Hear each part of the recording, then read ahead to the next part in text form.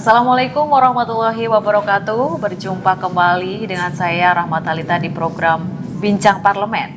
Pada kesempatan kali ini, malam kali ini kita sudah bersama dengan Ketua Komisi 3 DPRD Bontang Bapak Amir Thosina, dan kita akan membahas satu tema dengan beliau, yaitu pengawasan pembangunan sarana dan prasarana dan juga fungsinya selama ini seperti apa. Kita akan banyak berbincang dengan beliau.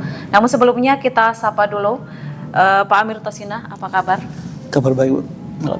Kabar baik ya. Terima kasih atas undangannya. Siap. Baik, sesuai dengan tema kita kali ini, Pak Amir, bahwa banyak sarana dan prasarana di Kota Bontang, apalagi di tahun 2023 ini dengan nilai APBD yang cukup besar, itu bagaimana pengawasan dari DPRD sendiri dengan pembangunan-pembangunan yang selama ini sudah berjalan maupun yang masih di tempat ini? Silakan. Jadi begini, di tahun ini memang kita mendapatkan anggaran cukup besar ya. Jadi sehingga kami fokus itu membuat rencana pembangunan terutama terkait dengan fasilitas pemerintah yang belum ada. Kami sangat mendukung ketika ada OPD yang mengusulkan terkait dengan fasilitas, diantaranya adalah kantor kelurahan. Kantor kelurahan itu, ini kami sangat respon ketika mereka mengusul kepada kami. Bahkan kami yang kadang-kadang meminta agar fasilitas pelayanan itu harus ada di setiap wilayah kecamatan. Nah, sehingga salah satu di Brebes Tengah itu sudah berlangsung pembangunan, ya, alhamdulillah sudah dikucur APBD itu anggaran di 2022. Nah, sehingga kami melihat tahun ini besarnya anggaran, kami juga mengusul kepada pemerintah untuk dilengkapi fasilitas-fasilitas yang membutuhkan anggaran besar, seperti rencana pembangunan kantor lurah yang ada di Brebes Pantai. Memang kita sudah rencanakan dari tahun 2021. Alhamdulillah mungkin sudah ada rencana juga, sudah ada Tapi belum mulai pembangunan? Belum, tapi jelas perencanaan sudah ada, dibuat oleh konsultan perencanaan sudah ada. Nah, itu kami sangat mendorong untuk segera ada, karena kami tahu persis bahwa kantor lurah di Kelurahan Brebes Pantai itu masih dalam posisi ngontrak gitu. Jadi kami sangat mendorong. Selama ini tempatnya itu masih ngontrak? Iya, ngontrak. Tapi tempatnya masih di situ ya, Ketua? Iya, masih di situ. Makanya kami sangat respon itu ketika mereka minta, ya, terutama dari Kelurahan Brebes Pantai itu, agar segera kami diminta bantuan untuk mendorong di di DPRD agar cepat ada alokasi anggaran. Nah, tapi walaupun ada sedikit kendala, tapi itu dengan udah selesai, mungkin akan segera akan dilakukan pembangunan juga nanti untuk tahun berikutnya. Gitu. Saat ini sudah berapa anggaran yang disiapkan? Di Brebes Pantai kemarin itu memang udah dianggarkan kurang lebih sekitar 12 miliar. Itu kalau tidak salah. Tapi oleh kemarin ada salah satu sedikit kendala sehingga ada penundaan untuk pembangunan. Tapi mudah-mudahan di 2024 ya, semoga itu juga mendapat kucuran tambahan dana untuk pembangunan kantor lurah tersebut. Oke. Baik, selain kantor lurah di Brebes Tengah ya? Iya, Brebes Tengah ada. Ada lagi, Ketua? Juga fasilitas yang kami dorong selama ini, minta maaf ini kami mundur ke belakang sedikit. Selama kami di DPRD itu semua fasilitas yang dibutuhkan untuk menghasilkan mungkin seperti PAD, salah satunya adalah pembangunan ujikir. Pembangunan ujikir itu kami sampai supaya dijuluki bahwa kami adalah pejuang gedung ujikir di Komisi 3 bersama dengan teman-teman. Nah, maka dari itu alhamdulillah gedung ujikir ini sangat dibutuhkan di Kota Bontang, karena selama ini masyarakat Bontang itu ujikirnya itu ke Kotim dengan Samarinda. Ya. Nah, sementara itu sangat sangat dibutuhkan, karena itu tidak ada di Bontang. Yang kedua, untuk menambah pundi-pundi PAD kita. Nah, sehingga kami sengaja mendorong untuk pembangunan ujikir itu harus ada. Alhamdulillah memang sudah jadi, tapi fasilitas untuk persiapan di dalam alat-alat daripada ujikir itu memang sementara masih dianggarkan karena tak ada alat untuk pemindahan dan butuh anggaran untuk pemindahan alat tersebut. Kami masih menunggu informasi dari rekan-rekan kami dari Dinas Perhubungan kapan itu akan segera dimulai pembangunan yang ada di Bontang Lestari. Jadi sudah setengah pembangunan gitu sudah hampir atau tinggal perlengkapannya aja? Tinggal perlengkapan. Alhamdulillah itu fasilitas di luar walaupun parkiran masih belum tuntas semua, tapi kami juga sudah studi kemana-mana juga menyampaikan bahwa itu tidak perlu sekaligus, artinya bertahap. Nah inilah langkah-langkah kami sampaikan ke rekan-rekan di sub, walaupun di sana fasilitas belum memenuhi belum lengkap, tapi itu sudah kita bisa berjalan sedikit demi sedikit. Itu. Baik. Kalau dari permasalahan banjir nih Ketua, selama ini apa yang sudah dilakukan pemerintah untuk pembangunannya mencegah banjir itu sendiri? Mungkin jembatan gitu ya? Betul. Jadi begini, saya juga apresiasi dengan pemerintah yang selama ini kami memang sengaja menyorot karena memang tugas kami sebagai pengawasan sebagai pengawasan dari DPRD, apalagi kami membidangi di Komisi 3 ini, artinya kami sering melakukan sida untuk memberikan semangat kepada pemerintah untuk ada kerjasama supaya pandangan masyarakat itu ada bukti nyata bahwa kita ada perhatian terhadap pembangunan untuk terkait dengan penanganan banjir.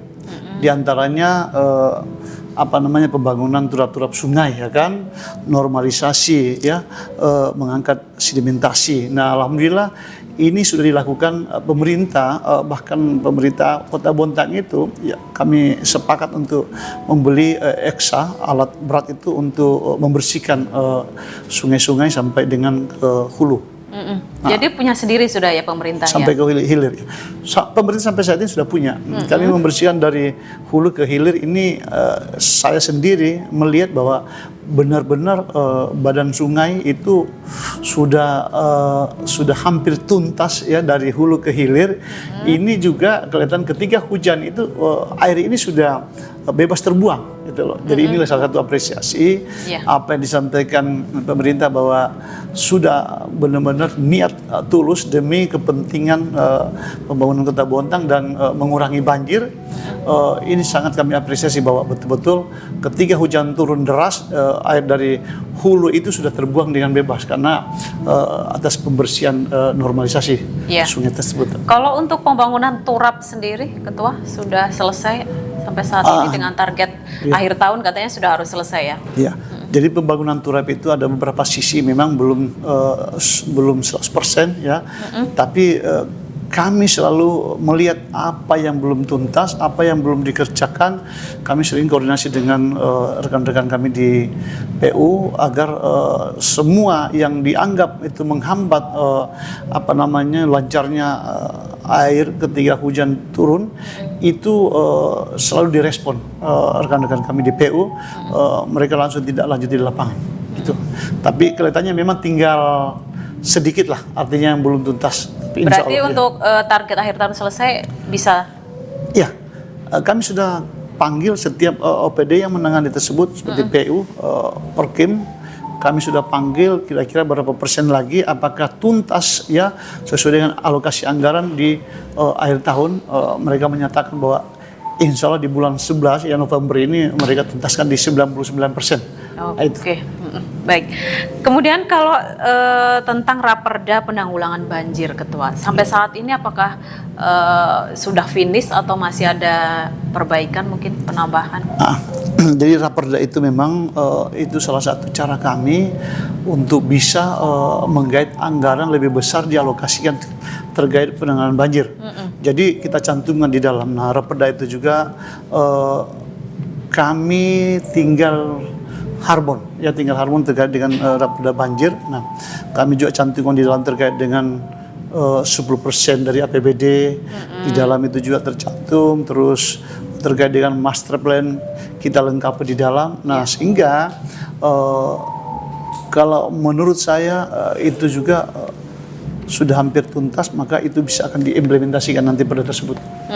Kalau untuk tahun depan, Ketua, apakah masih bisa dianggarkan lagi untuk banjir atau hanya APBD di tahun 2023 ini? Tentu begini, kita lihat keadaan. Kalau itu nanti banjir memang masih belum ada belum tuntas, ya tentu penanganan ini memang secara bertahap.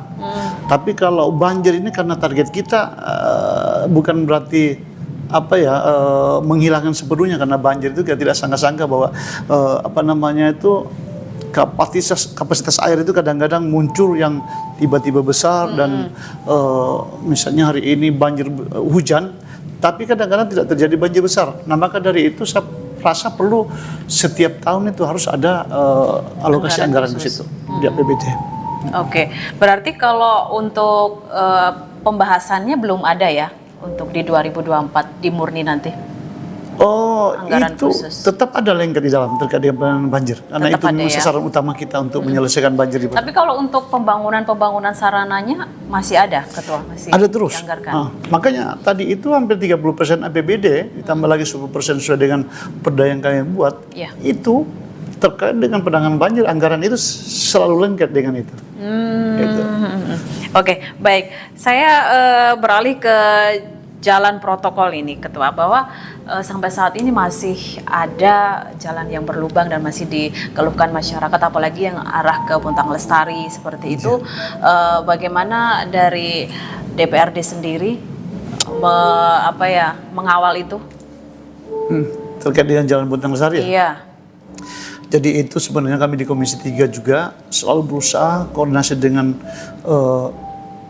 rekan-rekan kita di provinsi, di PUPR sampai ke pusat kami perjuangkan untuk terkait dengan anggaran penanganan jalan. Nah, alhamdulillah untuk di tahun 2023 ini mungkin itu kita ada kucuran anggaran untuk penanganan jalan di Emroyem sampai dengan Jalan Soekarno-Hatta. Itu dikucur anggaran kurang lebih ratusan juta ya. Itu mudah-mudahan di tahun ini itu bisa tuntas di akhir tahun, bisa tuntas pekerjaan terkait penanganan mulai dari Jalan Soekarno-Hatta dengan Emroyem sampai di perusahaan CPO. Oh iya. Sampai di sana. Tapi sampai saat ini belum selesai ya? Belum selesai, sementara berjalan itu. Nah, itu. Oke, baik. Di Studio PK TV sekarang juga ada dari Forum RT, dari Loktuan ya Bapak Ibu ya?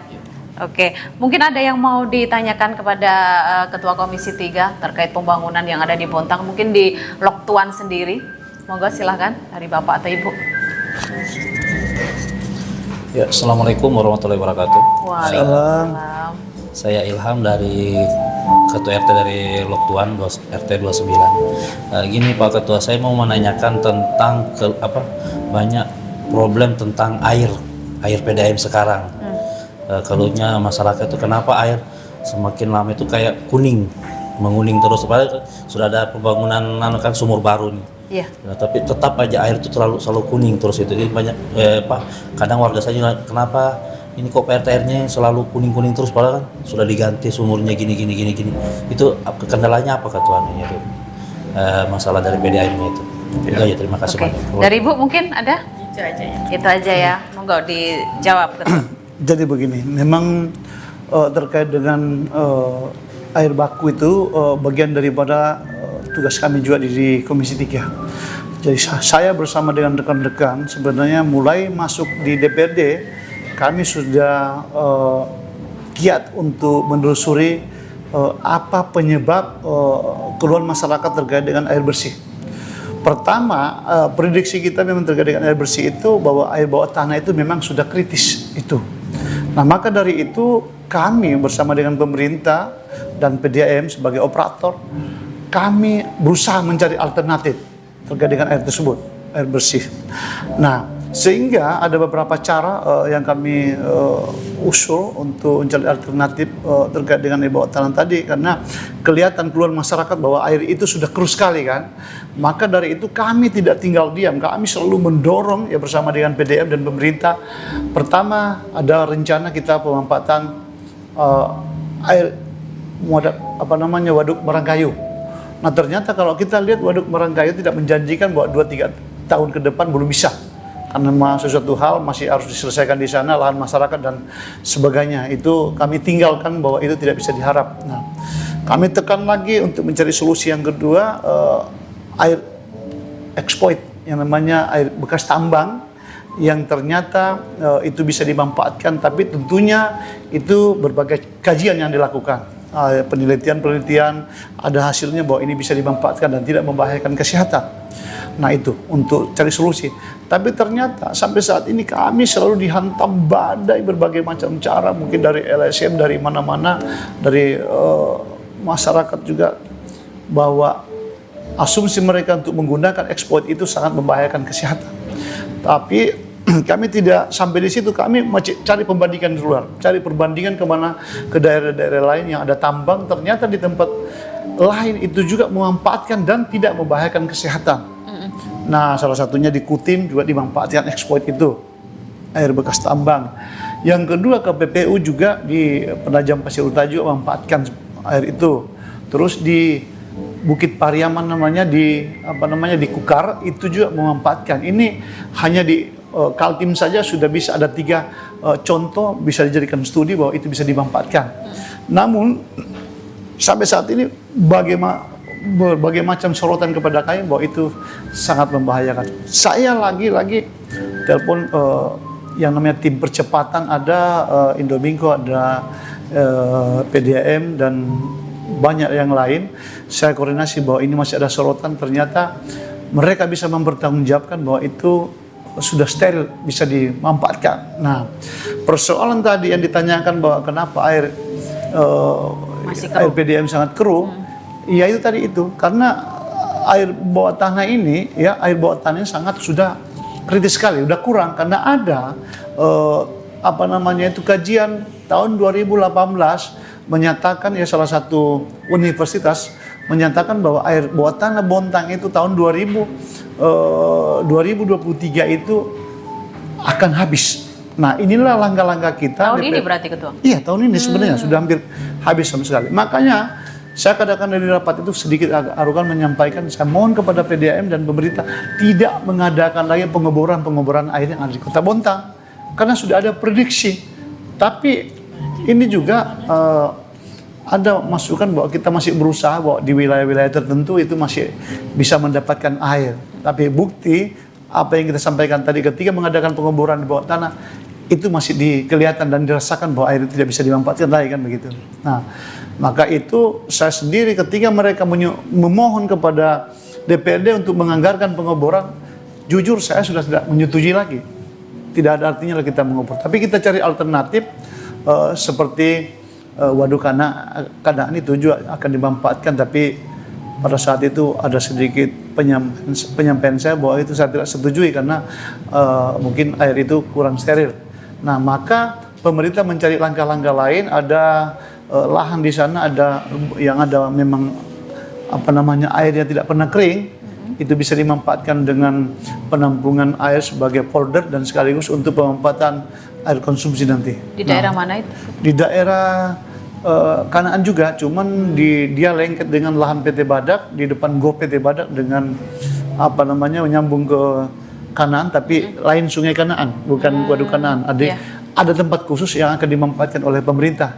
Bahkan saya dengar itu kurang lebih 30 hektar sudah diambil kajian-kajiannya, sudah diakomodir, mungkin lahan-lahannya siapa akan mudah-mudahan bisa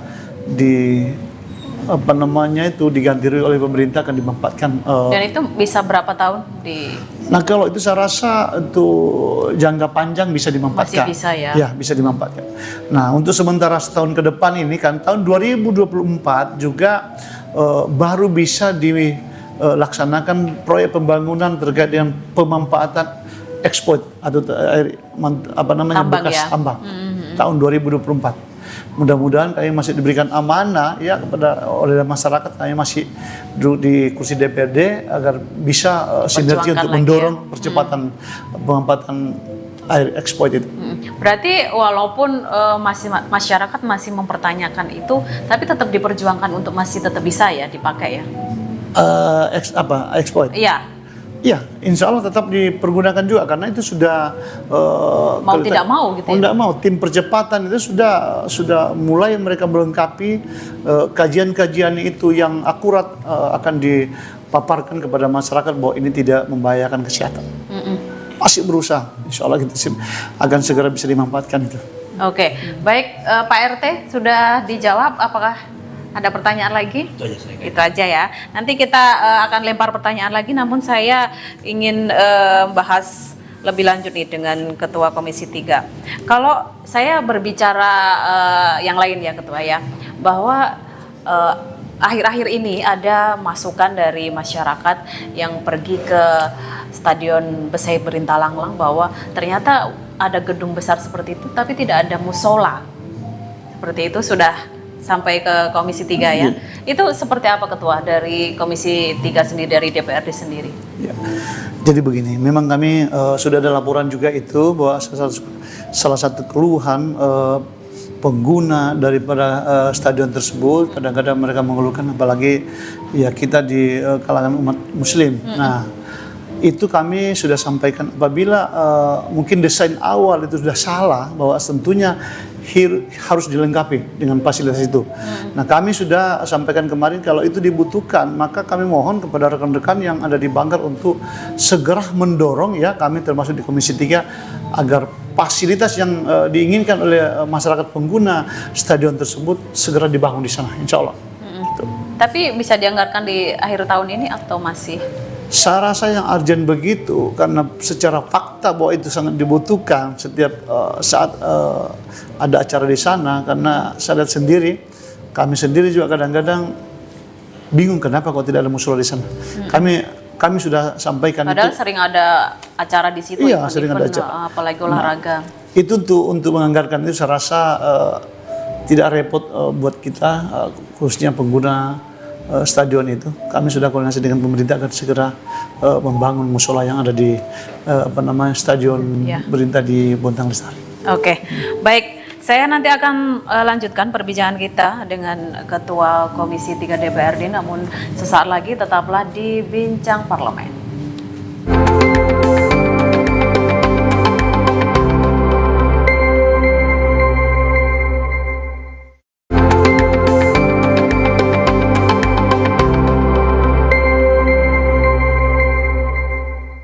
Baik pemirsa PKTV, kita kembali lagi di Bincang Parlemen. Kita lanjutkan obrolan kita bersama dengan Ketua Komisi 3 DPRD, Bapak Amirto Sina. Baik, kembali kita membahas tentang pembangunan sarana dan prasarana. Kalau saya bertanya tentang bangunan-bangunan yang memang sudah jadi dan akhirnya sama pemerintah mangkrak. Kita sebut aja di Parikesit. Nah, itu seperti apa Ketua kalau sudah dibangun dan tadinya sudah ada kegiatan-kegiatan di situ tapi akhirnya sekarang tidak terpakai gitu. Gedung Tilawatil Al-Quran itu ya? Ya. Jadi begini, itu benar juga sih. Saya itu paling anti ya anggaran pemerintah yang salah sasaran dan sia-sia. Saya salah satu sering menyoroti terkait hal itu. Maka untuk saat ini apa yang kita lihat bahwa itu sangat membuang-buang anggaran. Yeah. Kalau menurut saya itu tidak perlu lagi dikucurkan anggaran itu gedung-gedung yang mangkrak seperti itu, cuman untuk pemeliharaan agar aset itu tidak rusak. Itu mungkin dianggarkan saja untuk pemeliharaannya, tapi untuk mengucurkan anggaran yang mungkin besar, saya rasa nggak perlu lagi. Nah itu, karena itu disayangkan kalau ada anggaran ke sana terus dibangun lagi cuman gunanya untuk mangkrak, itu sangat tidak logika menurut saya.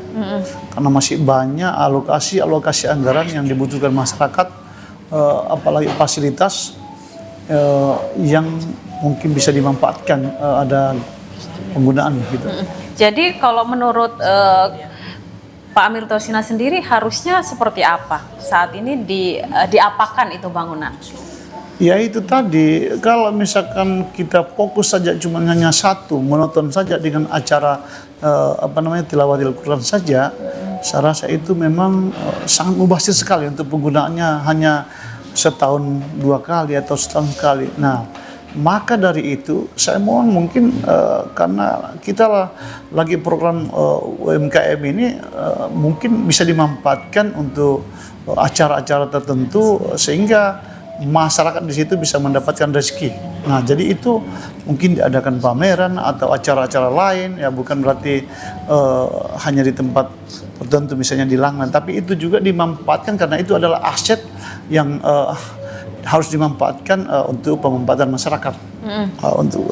Tapi kalau masyarakat mau memakai, apakah ada biaya tertentu yang dibebankan dari pemerintah?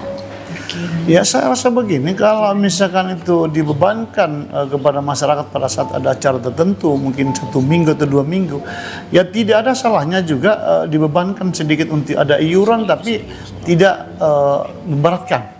memberatkan masyarakat. Masyarakat juga ingin bagaimana bisa mereka menghasilkan, menggais rezeki di situ, tapi tidak terlalu terbebani dengan biaya yang besar yang diminta pada mereka. Untuk kebutuhan lainnya ya yang mau pakai gitu ya, gedungnya aja silahkan pakai gitu. Oke, baik. Kalau dari 3 rusunawa ya, di Bontang ada 3 ya Ketua ya? 3 rusunawa. Nah, bagaimana fungsinya saat ini, apakah sudah terpakai maksimal? Iya, jadi saya tahu bahwa kami juga pernah sidak bahwa bagaimana keadaan rusunawa yang ada di Kota Bontang, ada 3 tempat itu sangat sangat dominan masyarakat untuk menempati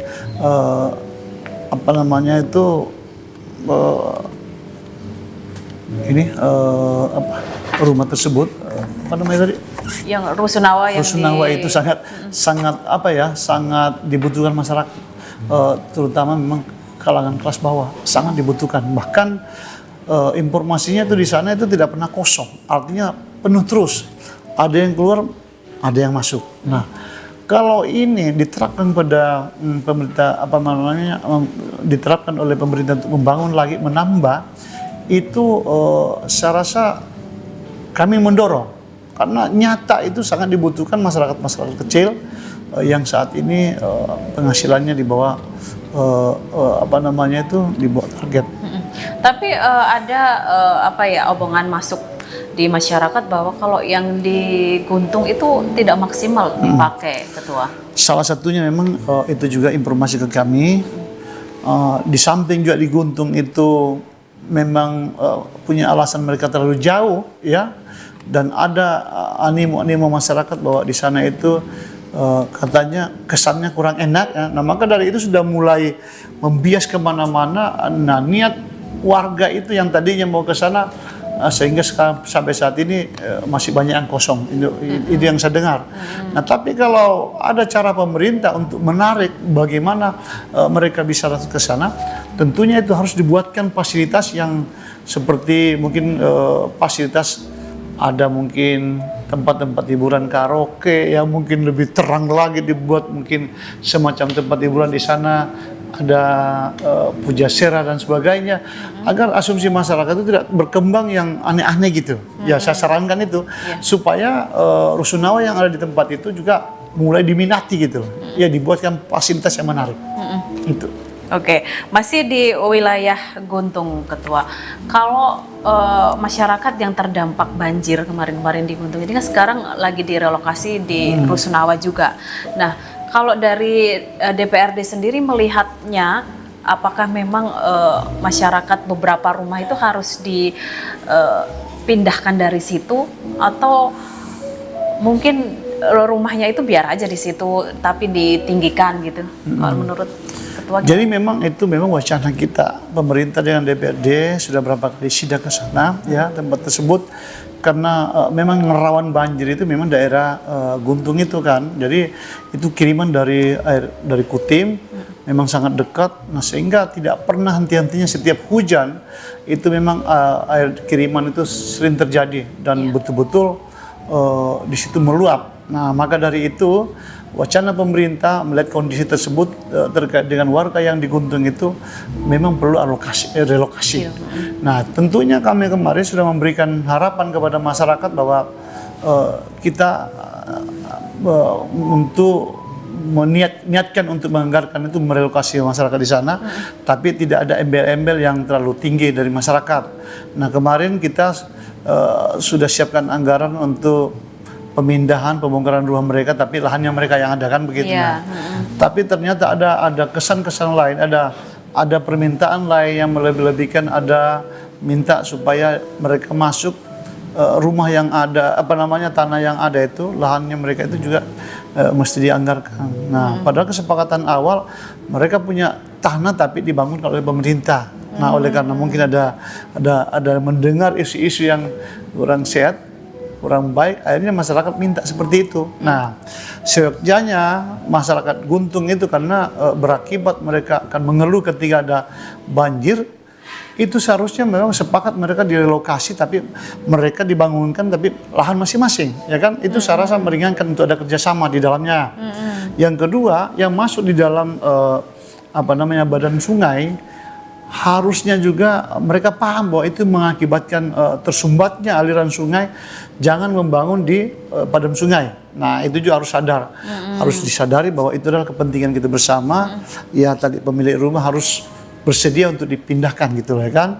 Jadi jangan kita harus bertentangan dulu, ribut dulu baru mereka mau dipindahkan. Saya rasa harus kesadaran bahwa membangun di sepadam sungai itu sudah menyalahi aturan. Gitu. Jadi kesepakatannya mereka diberi dana anggaran untuk dibangunkan kembali. Iya, tapi lahannya mereka. Oh, lahannya masih tetap mereka ya. Lahannya mereka. Oke, baik. Saya pindah ke daerah Berbas lagi nih, Ketua.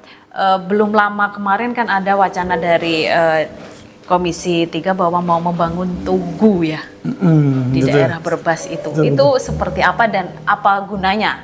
Nah, jadi begini, karena di Berbas itu khususnya kelurahan yang pertama ada di Kota Bontang, ya itu pun tadi sudah dipaparkan lagi di ulang tahun Bontang, itu adalah Kelurahan Bontangkola dan Kelurahan Tanjung Laut. Itu adalah salah satu kelurahan yang dulu desa Bontangkola dan desa Tanjung Laut yang dikenal hanya itu dulu. Jadi itulah niatnya, terutama saya kemarin ya mengusulkan itu, bahwa untuk melihat bagaimana keberadaan orang-orang yang pertama di Berbas Tengah itu, seharusnya ada tugu ya sebagai kenangan masa lampau orang-orang tua kami yang pertama berdiam di sana. Maka saya punya niat kemarin untuk menganggarkan itu, membangun tugu ya dengan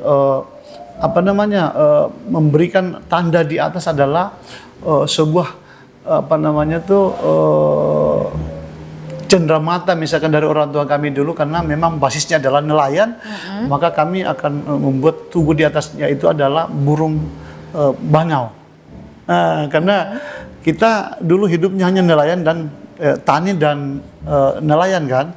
Jadi dasarnya di yang namanya Tanjung Laut itu, kalaupun Tanjung Laut dulu itu memang bersatu dengan Berbas Tengah, yang belum ada nama sebelum Berbas Tengah itu adalah Tanjung Laut. Nah, jadi itulah kemarin niat saya untuk membangun tugu itu sebagai kenangan gitu. Nah, ternyata kajian-kajian rekan-rekan dari OPD katanya itu terlalu sempit. Nah, terlalu sempit. Rencananya mau dibangun di sebelah? Di tengah-tengah antara ke Kampung Baru sama Berbas Tengah di depan lampu merah itu ya? Lampu merah itu. Kalaupun itu juga untuk mengantisipasi seringnya terjadi kecelakaan, oleh karena mereka ini kan saling mengambil jalur ya kan. Jadi saya sarankan kemarin ada tugu pembatas jalan di tengah-tengah itu. Mudah-mudahan nanti pemerintah untuk bisa mengkaji bahwa itulah maksud dan tujuan kami untuk membangun. Pertama adalah untuk menjaga keselamatan pengguna jalan, yang kedua sebagai kenangan orang-orang yang pertama kali tinggal di Bontang. Yang tinggal di Bontang, termasuk orang-orang tua kami yang membuka lahan-lahan yang ada di Berbas Tengah dan Tanjung Laut. Oke, baik. Ternyata itu memang ide dari Ketua Komisi 3 sendiri ya.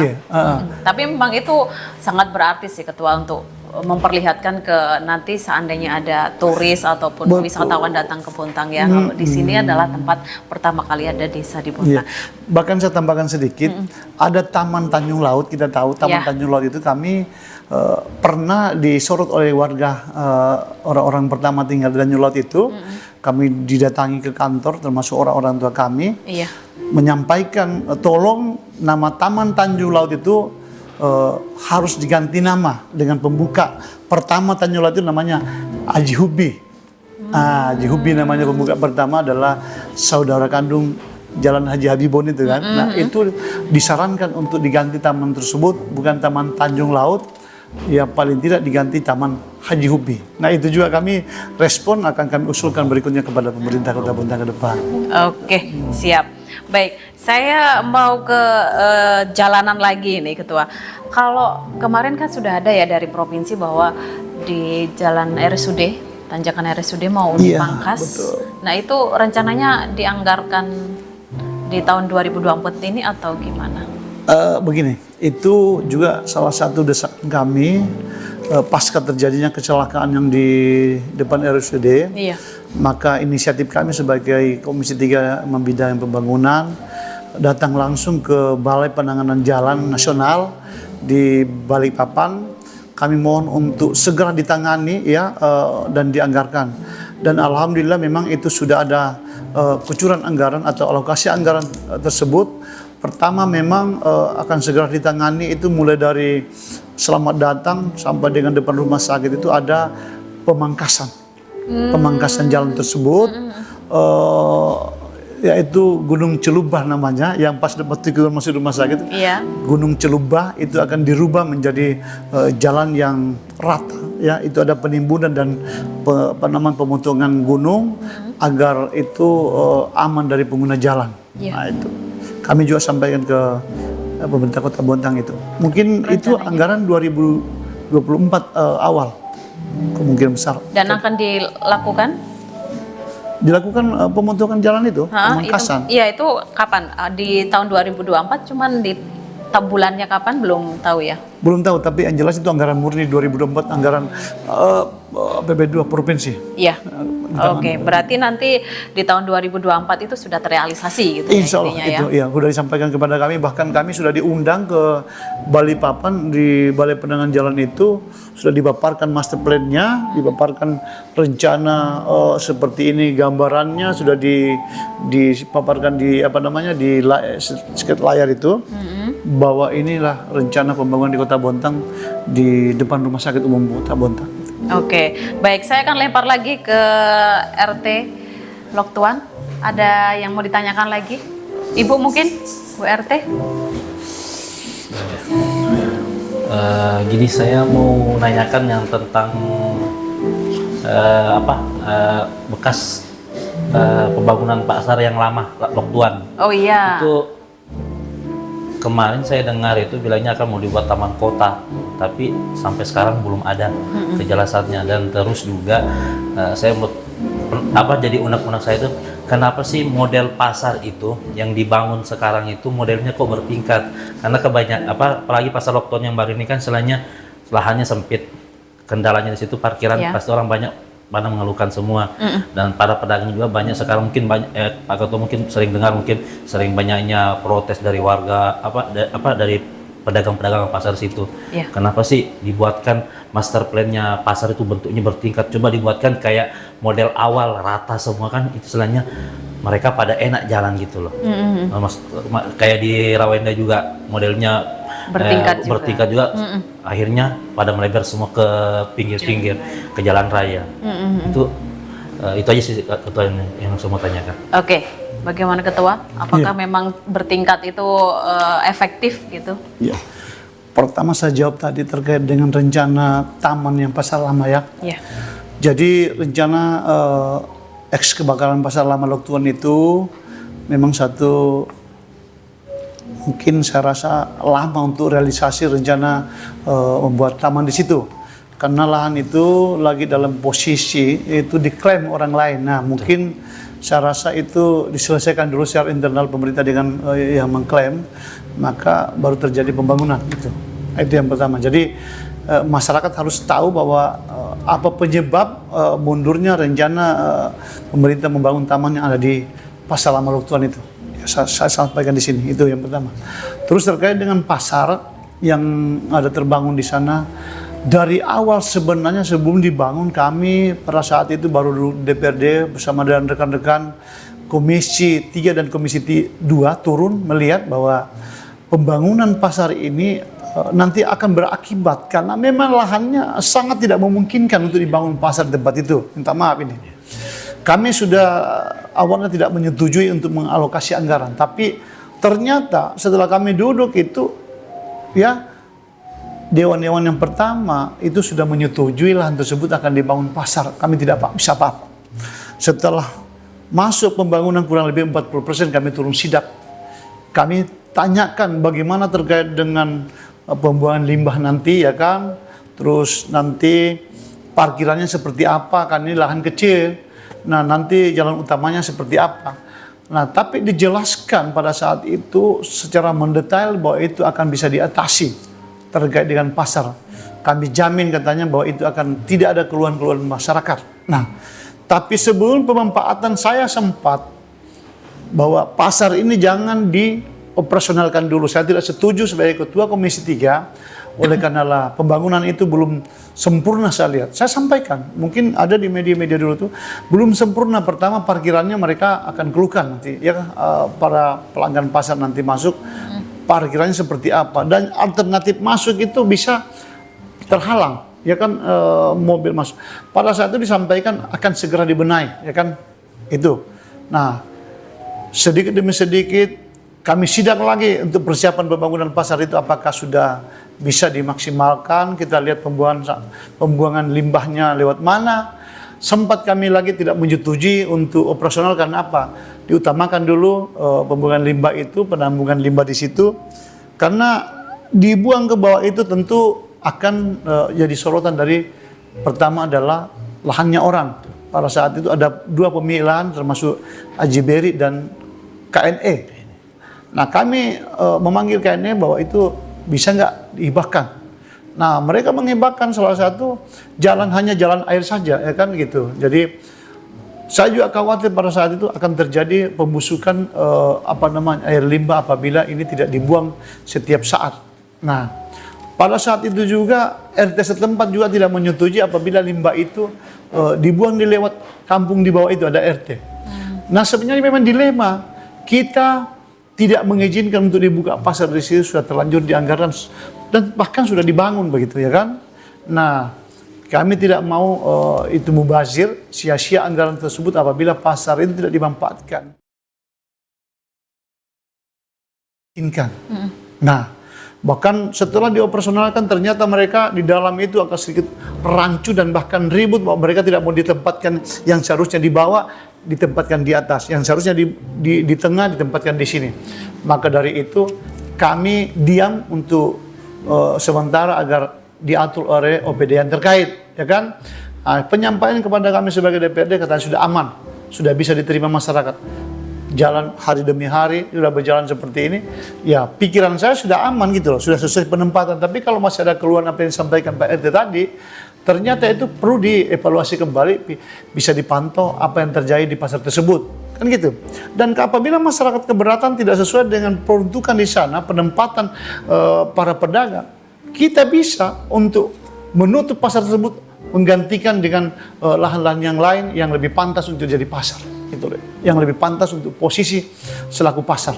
Kalau itu masyarakat tidak menyetujui dalam keadaan seperti itu, bisa saja, karena kita juga tidak mau ini berkelanjutan keluhan masyarakat terkait dengan pasar itu kan gitu. Kita tidak mau mendengar keluhan masyarakat itu. Oke, bagaimana Ketua RT? Ada tambahan mungkin? Pengennya di mana? Apakah kembali lagi di pasar mungkin lama? Saya mungkin menyampaikan unek-unek dari masyarakat dari Lokton. Mungkin kalau bisa sih banyak sih saya dengar pasar itu dikembalikan lagi ke tempat semula. Karena mereka berpikir gini, walaupun nanti bisa kembali, dia akan membangun sendiri lapak-lapak mereka sih. Begitu bilang, walaupun pemerintah mau bangun, kalau bisa dipindahkan ke tempat semula, biar kami yang bangun sendiri tempat kami sendiri lagi. Yang penting kami dikembalikan ke situ lagi. Lebih enak kayaknya istilahnya. Saya sih pikir juga sih kalau pamannya pindah lagi pasar ke situ lebih dekat. Saya tuh soalnya rumah saya di situ biasanya enak sini. Sekarang agak jauh lagi, ya. Jauh lagi mutar ke sana ya gitu sih. Anunya sih mudah-mudahan sih Pak Ketua bisa menyampaikan kepada. Tapi masih ada ya beberapa penjual yang masih ada sih ya jualan bagian di situ pinggir. Selain ya? tapi itu tuh punya mereka sendiri yang di pinggir-pinggir. Kalau yang di tengah-tengah nggak ada, sudah paling cuma itu tersisa cuma untuk nonu kandang ayam untuk yang dari penyimpanan ayam mereka yang dibawa ke pasar baru. Itu aja sih anunya. Mungkin nanti dari Komisi 3 bisa mengusulkan biar kembali lagi gitu. Jadi iya ya, betul juga karena memang sering juga 1-2 orang masih mengeluh terhadap itu Pak RT. Betul. Dan poinnya pada malam ini Pak RT menyampaikan bahwa keinginan warga itu ingin kembali ke tempat semula gitu Iya, ya. betul. Coba. Nah, dan mau membangun sendiri. Iya, Membangun bahkan sendiri. dia niatnya untuk membangun sendiri. Iya. Semakin tidak setujunya dengan pasar yang ada sekarang ya. Betul itu. Pembelinya Nah, iya. kurang. Karena Pembelinya Iya, kurang. yang baju-baju kurang. terutama Nggak ada sepi. semuanya. Terima kasih informasinya Pak RT karena itu saya tidak main-main kalau mendengar informasi seperti ini. Saya akan buka di forum yang terhormat. Kadang-kadang di paripurna saya sampaikan, tidak segan-segan saya. Karena memang ini adalah aspirasi masyarakat kan. Betul. Dan memang saya sering dengar itu Bu. Iya. Indah sering saya dengar itu. Oke, baik. Sudah ya, ada pertanyaan lagi? Baik.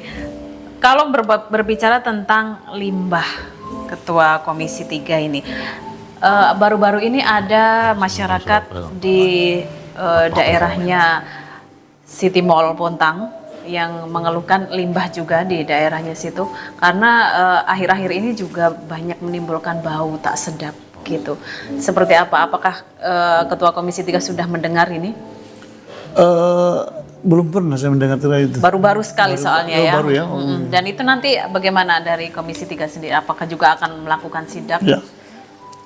Jadi terima kasih ini Bu. Artinya informasi yang baru saya dengar bahwa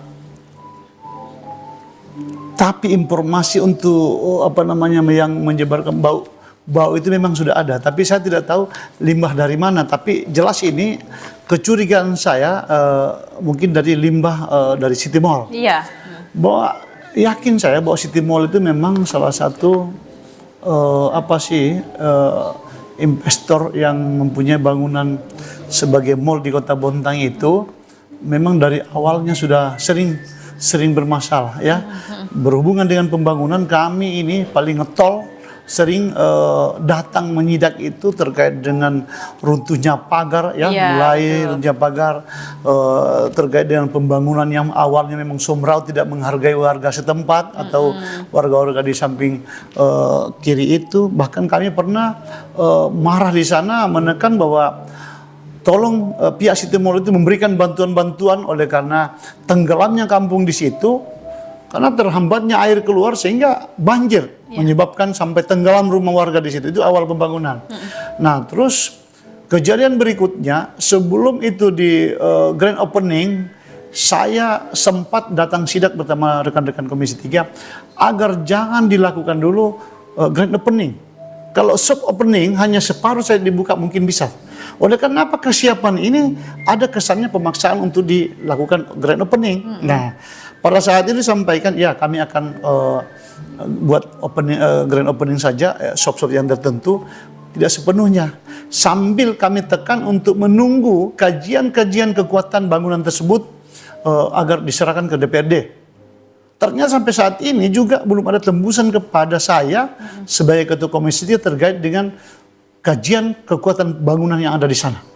Maka dari itu kalau mall itu tidak menyelesaikan terhadap dengan bau limbah yang ada di sana di masyarakat, kalau itu akurat laporannya masyarakat kepada Ketua Komisi 3 akan kami sidak dan tidak segan-segan menutup itu mall. Iya, kami sangat tidak mau mendengar keluhan warga ini sangat merugikan bahwa mall tersebut terus terang dari awal membuat repot kita sebagai wakil rakyat. Nah, keluhan masyarakat di sekitar itu. Tapi kalau kita lihat Ketua dengan adanya City Mall juga banyak antusias juga masyarakat ada mall di Bontang akhirnya. Betul. Tapi di lain sisi ternyata masyarakat di samping-sampingnya mengeluh. Gitu. Bagaimana? Jadi begini, itulah dilemanya pada saat saya juga manusia biasa sering mempelajari. Kebetulan saya bertetangga dengan mall itu. Saya juga serba salah ketika saya tidak mengizinkan ya bersama rekan-rekan di Komisi 3 khususnya DPRD untuk mengizinkan untuk melakukan grand opening untuk dibuka secepatnya waktu itu walaupun secara paksa mereka membuka. Tapi oleh karena apa kami menghargai ya rekan saya khususnya dari pemerintah Kota Bontang dan bersama wali kota untuk memberikan peluang bahwa ada asumsi bahwa apabila kita tidak berikan kesempatan untuk membuka karena antusias keinginan masyarakat melihat mall tersebut harus kita ikuti. Nah, karena saya juga manusia biasa, ya udah saya setuju untuk kita buka segera, kan gitu. Tapi dalam hati ini sangat mengganjal ketika bangunan ini merasa saya tidak sempurna. Saya khawatir ketika masyarakat berbondong-bondong, ya animonya sangat besar untuk hadir pada saat itu. Kadang saya tidak bisa tidur dalam satu malam itu mengingat jangan sampai mereka besok ini penuh dan terjadi sesuatu hal yang tidak kita inginkan. Bagaimana tanggung jawab saya sebagai Ketua Komisi 3 membidangi infrastruktur atau pembangunan, walaupun itu bangunannya salah satu pelaku usaha atau investor yang masuk di Kota Bontang. Tapi mengkhawatirkan kejadian-kejadian itu, tetap saya khawatir. Nah itu, jadi tadi itu artis timbal baliknya masyarakat sangat besar keinginan untuk segera melihat mall tersebut. Iya. Itu. Jadi serba salah. Tapi tetap secara langsung kami akan pantau terkait dengan kegiatan mall dan masyarakat yang hadir. Dan saya terus terang selama ada mall itu, ya mulai dari pertama saya masuk itu di mall tersebut hanya pada saat sidak. Dan sampai saat saya tidak pernah menginjakkan diri karena kekhawatiran saya. Terus terang saya. Bagaimana dengan keluarga? Apakah saya diwanti-wanti juga ini? Setiap ya kalau istri mungkin tidak pernah juga saya izinkan ke sana, tapi kalau anak-anak yang saya tidak lihat anak saya, ya mungkin dia datang ke sana ya. Tapi saya sering nanti hati-hati ya. Tanpa kekhawatiran dalam hati, minta maaf ya. Kekhawatiran dalam hati jangan sampai. Kenapa? Saya tahu bahwa kajian-kajian kekuatan bangunan tersebut belum ada diserahkan kepada kami. Gitu. Oke, baik. Sebagai penutup Ketua, apa saran maupun untuk di OPD terkait maupun dari investor dan juga bangunan-bangunan yang ada di Bontang ini agar bisa termanfaatkan dengan baik oleh masyarakat? Masalah mall itu? Ya. Ya begini, pemanfaatan mall itu artinya keuntungan masyarakat. Memang itulah karakter manusianya kita yang ada di Kota Bontang, karena ketika ada mall yang baru tentu secara kasat mata pasti penuh. Tapi ketika nanti mereka sudah bosan bahwa di situ hanya tempatnya yang memuaskan, mungkin cuma hanya secara pandangan mata saja, tapi fasilitas untuk memuaskan, ya tentu mereka pasti akan kecewa. Apalagi di mall itu saya tahunya hanya orang kelas-kelas tertentu saja, dan kelas-kelas bawah ya seperti warga-warga setempat itu kemungkinan besar mereka tidak jarang sekali untuk mengunjungi itu. Nah, itu. Nah, terus keuntungan daripada hadirnya mall memang ada efek-efek keuntungan. Pertama, termasuk kita-kita ini mendorong anak-anak cucu kita yang notabene-nya kami minta dari awal bersama dengan camat dan para masyarakat yang ada di sekitar itu. Untuk pemanfaatan mall itu dalam segi pekerja harus diutamakan warga setempat. Ya. Dan alhamdulillah hampir 70% yang dirasakan warga tersebut warga sekitar itu. Nah, alhamdulillah itu saja dari segi keuntungan hadirnya mall di tempat itu. Tapi kalau dari segi PAD kan juga pasti kalau sangat, itu. Ya. Nah, mudah-mudahan karena ukuran kami juga sudah mendengar bahwa salah satu artinya penambah untuk pundi-pundi PAD ya salah satu hadirnya mall itu kan gitu. Iya, betul. Mungkin itu juga menguntungkan. Tapi ya masih banyak lah yang mengkhawatirkan walaupun ada PAD, terus ada anak-anak cucu kita yang ikut di situ.